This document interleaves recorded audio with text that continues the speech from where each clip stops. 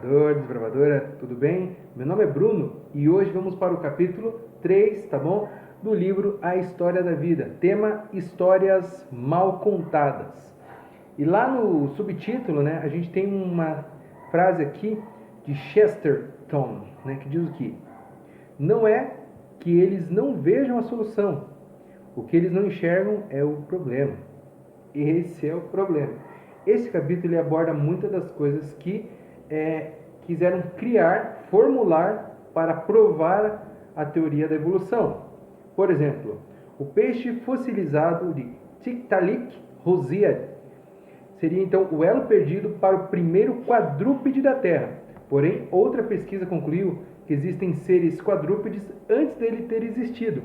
É como se você tivesse vivido antes ou junto com o seu tataravô. Olha só o relato, então, está lá no comecinho desse capítulo. Diz o seguinte, ó: o fóssil bem preservado foi aclamado então como um exemplar da suposta transição de peixe para quadrúpede terrestre, ou tetrapode. Seria assim um tipo de elo perdido, conforme classificou o site do Instituto Ciência Hoje. A fértil imaginação darwinista se apropriou do fóssil e elaborou ilustrações do peixe saindo da água para a terra. E a descoberta foi trombeteada nos 4 cantos do mundo, até que outra descoberta feita na Polônia bagunçou tudo de novo. Um grupo de cientistas concluiu que pegalas encontradas em uma montanha no sudeste do país tem cerca de 395 milhões de anos. Claro, né, na escala do tempo evolucionista. Ou seja, foram feitas 18 milhões de anos antes do que se estimava ter sido a origem dos tetrapodes. A descoberta foi publicada, então, numa das principais revistas científicas do mundo, a Nature, em 7 de janeiro de 2010. As marcas mostram que o animal, além de ser um quadrúpede, não rastejava, como certos répteis. Traduzindo em miúdos, havia quadrúpedes andando por aí antes mesmo do seu ancestral, né, o Tiktaalik, supostamente ter chegado à Terra, ou pelo menos convivendo com este ancestral. Aí vem o texto, né, que a gente colocou aqui para você. É como se tivesse vivido antes ou junto com o seu tataravô, né? Que mais? Parte segunda aqui, ó. O adeus de Ida, um primo antigo e esquilo dos esquilos e dos lêmures, né? O que a gente tem aqui, ó? Lá na página 63 diz o seguinte, ó: algo parecido com o incidente em torno do Tiktaalik aconteceu com outro fóssil chamado Darwinus macillae, em homenagem ao pai da evolução, o naturalista então inglês Charles Darwin. A festa foi grande em torno da divulgação do fóssil do Darwinus, também conhecido como Ida, já que ele foi apontado como suposto elo perdido da suposta evolução dos primatas. Quem trabalhou mesmo foram os marqueteiros darwinistas, já que aproveitaram ao máximo a descoberta científica do ano. O fóssil pertencia a um colecionador havia mais de 20 anos, mas só veio a público, veja que coincidência, né, no ano de Darwin, né, em 2009, né, que foi feito lá os 200 anos, se não me engano, de Darwin, tá bom? Nesse período deu tempo de criar um site, publicar um livro e produzir um filme, tudo em segredo por 2 anos.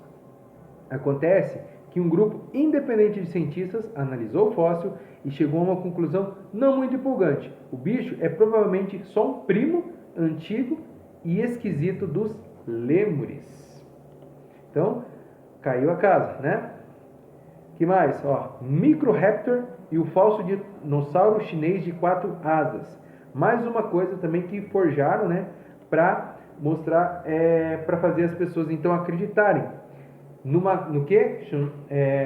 No capítulo anterior até eu comentei sobre a microevolução, né? A microevolução até os criacionistas acreditam, tá bom?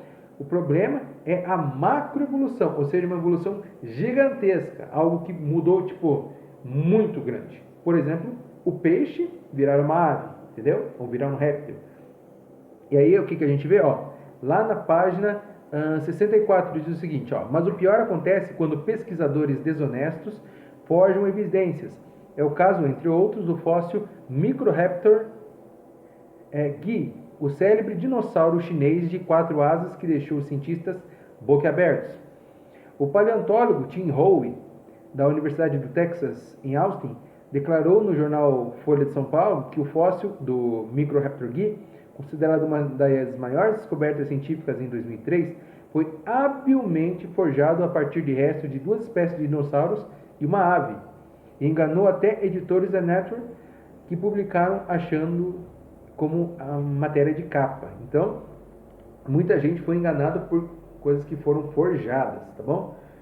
Que mais? A gente tem também o Homem de Piltdown e o Homem de Nebraska. Mais coisas também que foram feitas ao longo dos tempos, né? Isso aqui está lá na página 71 e 72. Diz o seguinte, olha só. Nossos ancestrais, tem uma pergunta nesse subtítulo, né? O que diz? Considerado até 1953 o elo perdido da humanidade, o Homem de Piltdown foi na verdade uma brincadeira de Martin Hilton, curador do Departamento de Zoológico do Museu de História Nacional de Londres, em 1912. Durante 40 anos, o Homem de Piltdown foi considerado no esquema evolucionista como do ser humano, até que se descobriu que as evidências sobre as quais se baseava este homem eram um hábil engano. Exatamente, o exame então cuidadoso mostrou que os ossos colocados juntos para formar o crânio eram parcialmente humanos e parcialmente símios, então de macacos, né? Alguns dos dentes haviam sido alinhados e porções de uma mandíbula haviam sido quebradas para tornar menos claro o fato de que o osso era de um macaco e não de um homem. Na realidade, alguns dos materiais ósseos nem sequer estavam fossilizados. Olha só. Mas aí haviam sido recobertos por uma tinta marrom para fazê-los parecer antigos. Quando os investigadores perfuraram o osso, obtiveram apenas aparas em vez de pó, como se esperaria dos ossos verdadeiramente fossilizados. E a gente também tem o Homem de Nebraska, né? Toda a evidência, né, do Homem de Nebraska provinha originalmente de um único dente. E, no entanto, reconstruções completas foram realizadas na época e circularam como capa de várias revistas científicas. História mal contada. Sabe o que era o Homem de Nebraska? Era um dente de um porco, né? Então, tem muita coisa que forjaram, né? E aqui vem, para finalizar o nosso capítulo, né? Instintos e adaptações morfológicas, né? Então, castor, mamíferos nos dentes, sapo do Suriname, a borboleta, né? O que são adaptações morfológicas? Você que é bom em português aí, tomara que seja, né? Morfologia é o sentido das coisas, a estrutura das coisas, né? Sentido é outra coisa, sentido é semântica, né? Ainda bem que eu lembrei dos professores de português aí. E aí, então, temos a morfologia, a estrutura desses animais. Por exemplo, o castor. Por que um animal faria uma represa, né? Isso está na estrutura dele, tá bom? Mamíferos com dentes, a mesma coisa. Para que ter dentes, né? Sapo do Suriname, esses bichos, basicamente eles colocavam seus ovos e não tinha água para eles, e eles faziam basicamente como se fosse uma bolsa para deixar os seus ovinhos. A borboleta, a mesma coisa. A mãe coloca os ovinhos ali, e a partir dali ela nasce, e ela já se alimenta da folha, e ela começa a rastejar, até que chega um momento, né, que ela faz a crisócelas, sei lá. Isso aí é uma especialidade que tem também no teu cartão aí de desbravador, tá? E aí, dentro de poucos segundos, tá bom? Não é um tempo gigante, é um tempo mínimo, né? Ela faz esse casulo e dentro de alguns dias ela se torna uma borboleta. Então, são coisas morfológicas, estruturas feitas por Deus, né? Nesses animais, tá bom? E, se não me engano, este então foi o nosso capítulo 3. Bem, desbravador, desbravadora, fique com Deus e até a próxima. Valeu!